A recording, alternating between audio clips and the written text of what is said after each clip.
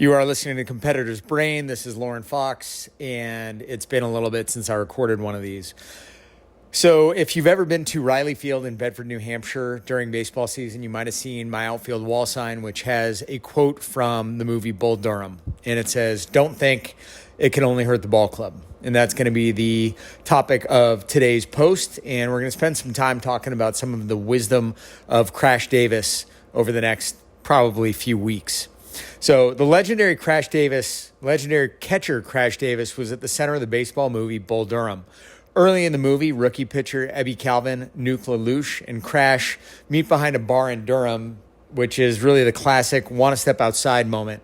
The moment then culminates with Crash challenging Nuke to throw a baseball at him, followed by Crash planting seeds of what could happen if Nuke misses. And of course, Nuke misses and shatters a window.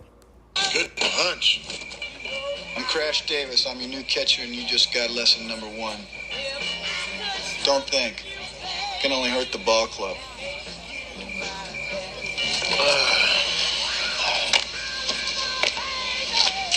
Come inside, I'll buy you a drink.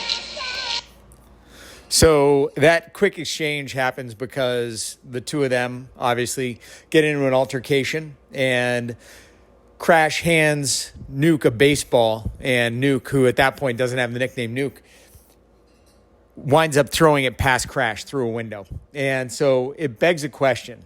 Do we want players who don't think? Do we want players who think but at the right time? Or do we want players who don't have to think?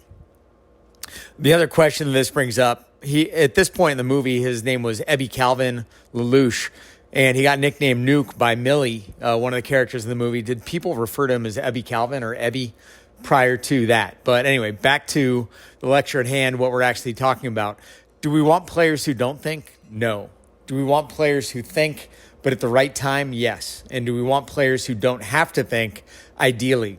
So then the question is, what's the right time to think? Well in advance of what might actually happen. And how can this happen? There are several ways.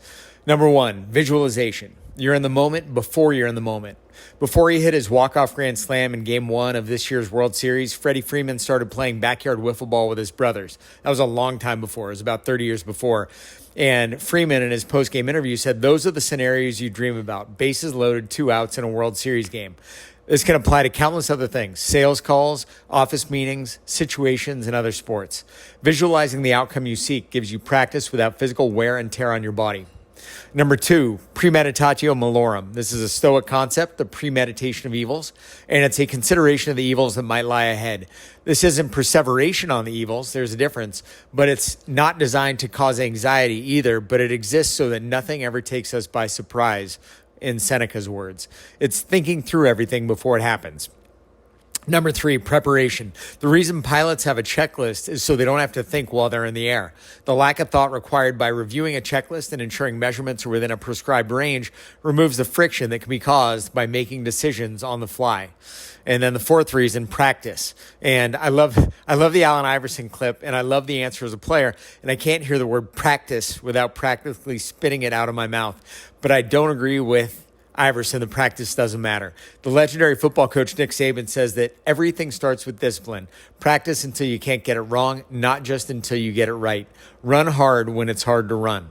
Practicing to that level of detail ensures that when the heat is on, you don't have to think. In this example, Crash knows that he can get the player to be named later to miss him by getting into his head. If you've ever played any sport, you know the feeling of making a shot or hitting a ball without thinking. You also know the feeling of having too much time to think. So we can take that lesson from Crash. Don't think. It can only hurt the ball club.